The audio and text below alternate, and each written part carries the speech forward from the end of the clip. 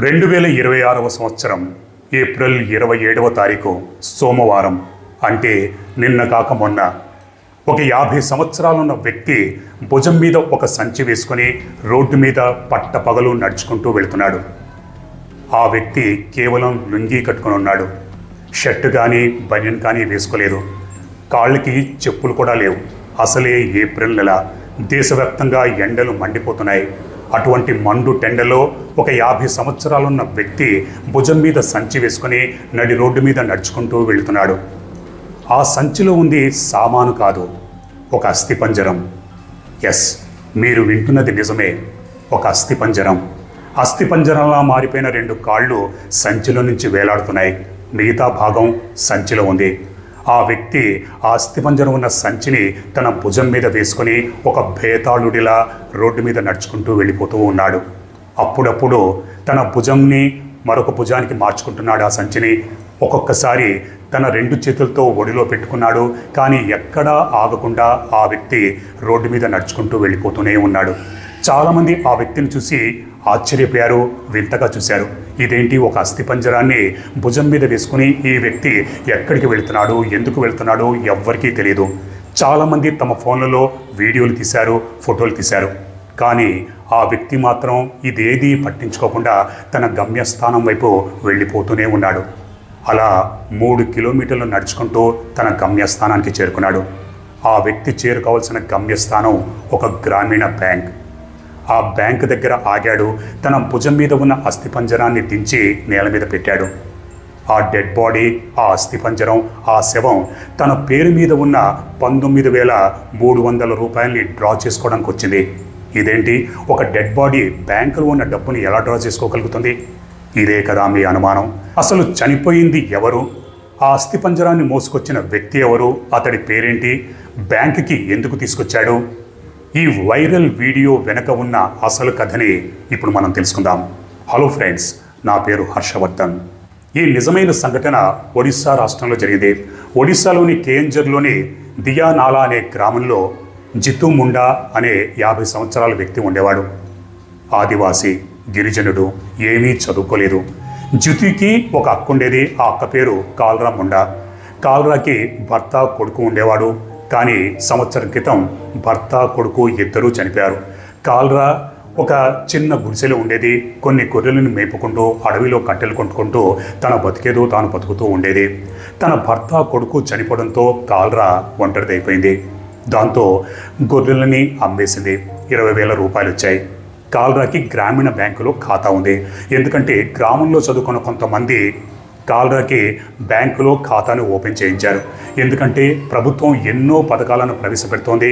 ఆ సంక్షేమ పథకాలని, ఆ లబ్ధిని పొందాలి అంటే బ్యాంకులో ఖాతా ఉండడం తప్పనిసరి. దాంతో ఊళ్ళో ఉన్న కొంతమంది చదువుకున్న పెద్దలు చెప్పడంతో కాల్రా గ్రామీణ బ్యాంకులో ఖాతా ఓపెన్ చేసింది. గొర్రెలు అమ్మగా వచ్చిన 20,000 రూపాయల్ని గ్రామీణ బ్యాంకులో జమ చేసుకుంది. కానీ దురదృష్టవశాత్తు కాల్రా అనారోగ్యంతో ఇదే సంవత్సరం, అంటే 2026 జనవరి 26వ తారీఖున చనిపోయింది. కాల్రా ఆ 20,000 రూపాయల్ని బ్యాంకులో జమ చేసినప్పుడు నామినీగా తన భర్తని, కొడుకుని పెట్టింది. కానీ భర్త, కొడుకు చనిపోయారు. కాల్రా కూడా చనిపోయింది. ఇక మిగిలింది ఆ కుటుంబంలో జితు ముండా ఒక్కడే. జితు తన అక్కకు సంబంధించిన చిన్న గుడిసె లాంటి ఇంటిలో ఉండేవాడు. ఒకరోజు ఇంటిని సర్దుతూ ఉంటే ఈ బ్యాంకు ఖాతా పుస్తకం కనిపించింది.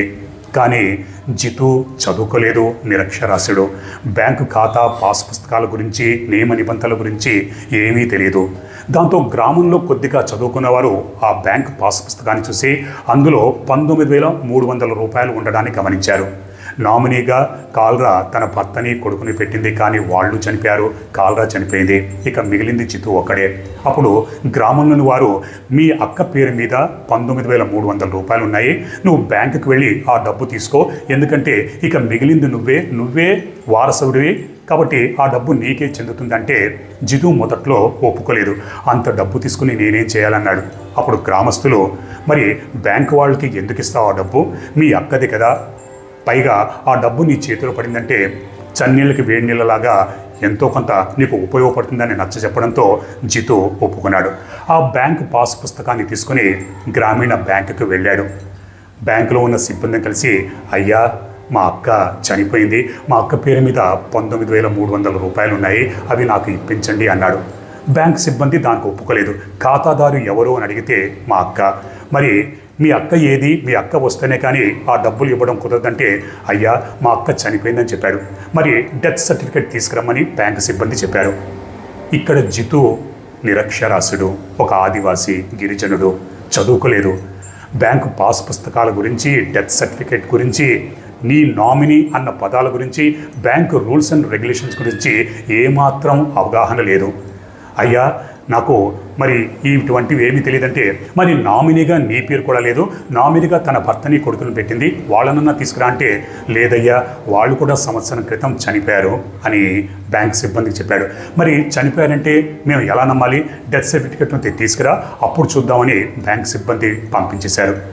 జితు ఇక అప్పటి నుంచి ప్రతిరోజు బ్యాంకుకు వెళ్ళడం, అయ్యా మా అక్క పేరు మీద ఉన్న ఆ 19,000 రూపాయల డబ్బుని నాకు ఇప్పించండి అని వేడుకుంటూనే ఉన్నాడు. ఇలా 2-3 నెలల పాటు చెప్పులు అరిగేలా అని చెప్దామంటే కాళ్ళకి చెప్పులు కూడా వేసుకునేవాడు కాదు. కాళ్ళు నెప్పెట్టేలా ఆ బ్యాంకు చుట్టూ తిరిగాడు. ఈ క్రమంలో జితు లాస్ట్ వీక్ మళ్ళీ బ్యాంకుకు వెళ్ళాడు. ఆ టైంలో బ్యాంకులోని సిబ్బంది మరి కోపంగా ఉన్నారో ఏమో తెలియదు కానీ జితుతో, మీ అక్క డెత్ సర్టిఫికేట్ అన్న పట్టుకురా, అప్పుడే డబ్బులు ఇస్తామంటే నువ్వు రావట్లేదు, కనీసం మీ అక్క డెడ్ బాడీ అన్న తీసుకొస్తే అది చూసి మేము నమ్మి అప్పుడు డబ్బులు ఇస్తామని మరి వెటకారంగానో నిర్లక్ష్యంగానో అన్నారు. ఎందుకంటే ఒక శవాన్ని తీసుకుని బ్యాంకుకి ఎవరు వస్తారు? మరి ఆ ధైర్యంతోనో నిర్లక్ష్యంతోనో వెటకారంతో అన్నారో ఏమో తెలియదు కానీ జితు మాత్రం సీరియస్గా తీసుకున్నాడు. నిజమే కదా, తన అక్క చనిపోయిందని చెప్తే బ్యాంక్ వాళ్ళు నమ్మట్లేదు, తన అక్క డెడ్ బాడీని తీసుకొస్తే మరి అప్పుడన్నా చూసి నమ్మి ఆ డబ్బుని ఇస్తారేమో అని అమాయకంగా అనుకున్నాడు. అప్పటికి బ్యాంక్ సిబ్బందితో అన్నాడు, మరి మా అక్క డెడ్ బాడీని, శవాన్ని తీసుకొస్తే మీరు డబ్బులు ఇస్తారా అయ్యా అంటే, శవాన్ని తీసుకురా, అప్పుడు మేము నమ్ముతాము, నీకు ఆ డబ్బులు ఇస్తామని బ్యాంక్ సిబ్బంది కొద్దిగా వెటకారంగా నిర్లక్ష్యంగా సమాధానం చెప్పారు. జితు తన గ్రామానికి వెళ్ళాడు. 3 నెలల క్రితం జనవరి 26వ తారీఖు తన చేతులతోనే తన అక్కని సమాధి చేశాడు. సమాధి దగ్గరికి వెళ్ళాడు. తాను ఒక్కడే మళ్ళీ ఆ సమాధిని తవ్వాడు. 3 నెలలు గడిచిపోవడంతో అస్థిపంజరంలా మారిపోయింది.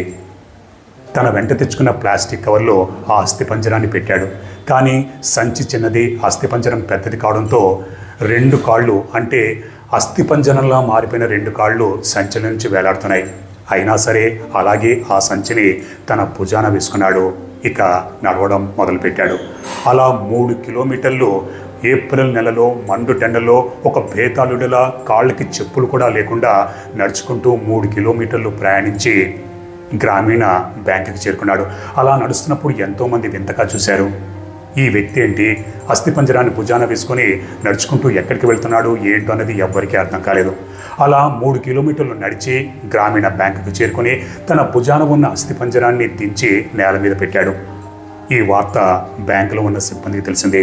ఒక్కొక్కరుగా బయటకు వచ్చి జితు పక్కనే ఉన్న అస్థిపంజరాన్ని చూసి నివ్వెరపోయారు, షాక్కి గురయ్యారు. వాళ్ళ ఫ్యూజులు ఎగిరిపోయాయి.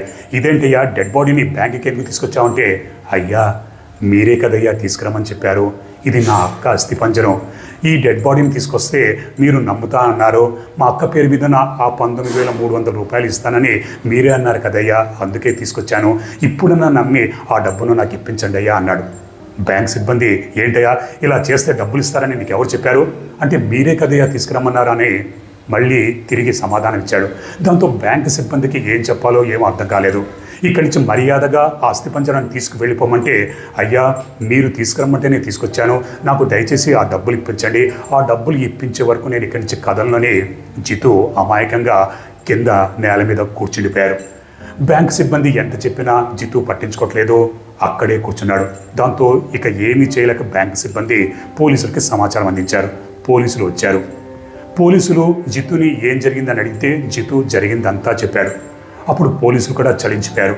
నిజమే కదా, ఇక్కడ ఈ జితు ఒక ఆదివాసీ గిరిజనుడు, ఏమీ చదువుకోలేదు, నిరక్షరాస్యుడు, అతడికి నామినా గురించి, డెత్ సర్టిఫికేట్ గురించి, బ్యాంకు రూల్స్ అండ్ రెగ్యులేషన్స్ గురించి ఏమీ తెలియదు.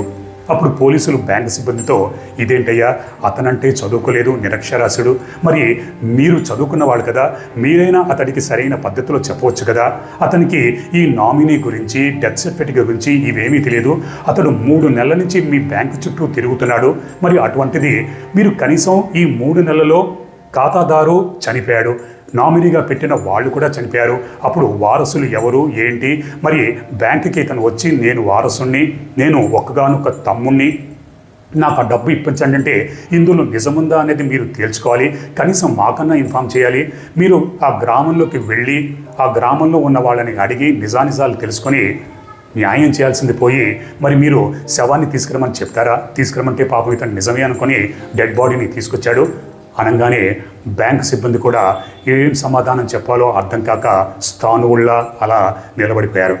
ఈ లోపల ఈ వీడియో దేశవ్యాప్తంగా వైరల్ అయింది. చూసిన ప్రతి ఒక్కరు కూడా చలించిపోయారు. ఒక 50 ఏళ్ల వ్యక్తి భుజం మీద అస్థిపంజరాన్ని పెట్టుకొని, తన అక్క అస్థిపంజరాన్ని పెట్టుకొని, అక్క పేరు మీద ఉన్న 19,000 రూపాయల కోసం 3 కిలోమీటర్లు నడి రోడ్డు మీద మండు టెండలో నడుచుకుంటూ వెళ్తాడా? ఎందుకు ఈ దుస్థితి బ్యాంకు సిబ్బంది కల్పించారని నలువైపుల నుంచి విమర్శలు వెల్లువెత్తాయి. దాంతో స్వయంగా బ్యాంక్ జోనల్ మేనేజర్ రంగంలోకి దిగాడు. తన తప్పుని తెలుసుకున్నాడు.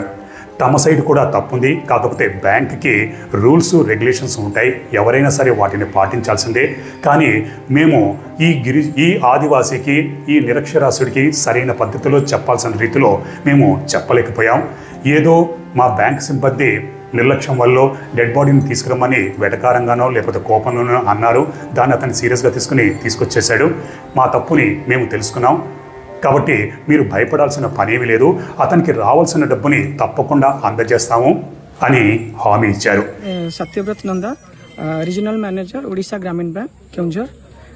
कल जो घटना हुआ है डेफिनेटली ये बहुत दुखद घटना है, लेकिन बैंक की तरफ से जो है जो हमारा जीतू मुंडा जो है जो आए थे बैंक कल 11 बजे बैंक में आके, वो इंटॉक्सिकेटेड थे, नशे में थे, तो आके बोले कि हमारा जो बैंक का जो कायदा कानून है कि दूसरा अकाउंट से तो एक पैसा नहीं उठा सकता है, तो वो जो डेथ हो गया, जो बैंक मैनेजर उनका समझा है कि ये डेथ की जो हुआ है, डेथ का सर्टिफिकेट आपको लाना है, जो प्रोसीजर के हिसाब से आपका सेटलमेंट होके आपको जो लीगल है उनको पैसा मिल जाएगा।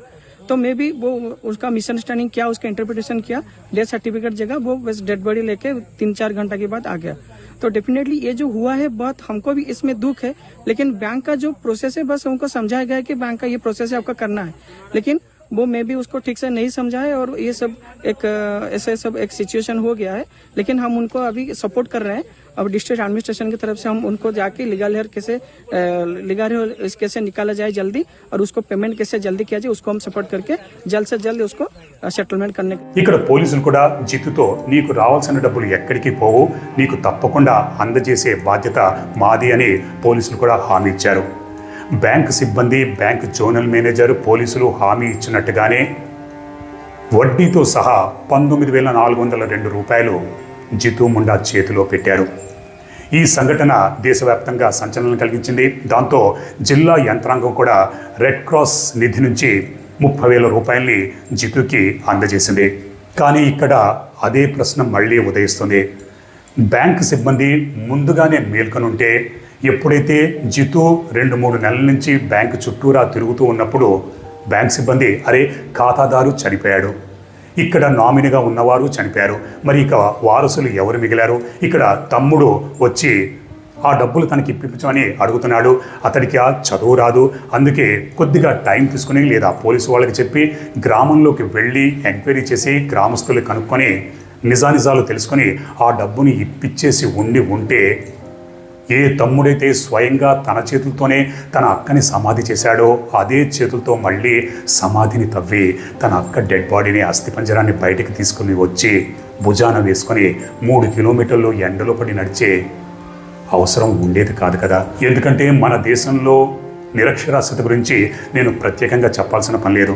మారుమూల పల్లెల్లో కొండ ప్రాంతంలో ఎంతోమంది ఆదివాసీలు, గిరిజనులు, బడుగు బలహీన వర్గాలు ఎంతోమంది చదువుకోక నిరక్షరాస్యులుగా ఇంకా ఉన్నారు.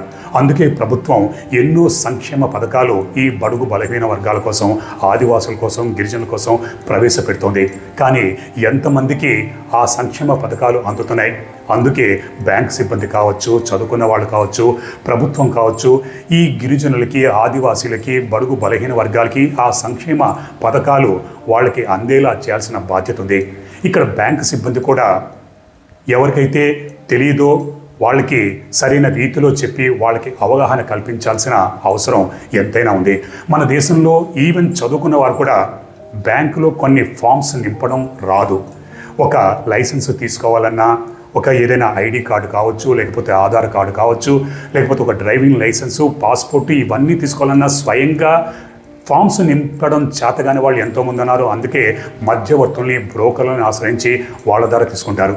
మరి అటువంటిది ఈ చదువుకొని జితుముండా ఒక ఆదివాసీ గ్రామీణ ప్రాంతంలో ఉండేవాడు. అతనికి ఈ విషయాల గురించి, రూల్స్ అండ్ రెగ్యులేషన్స్ గురించి ఏం తెలుసు?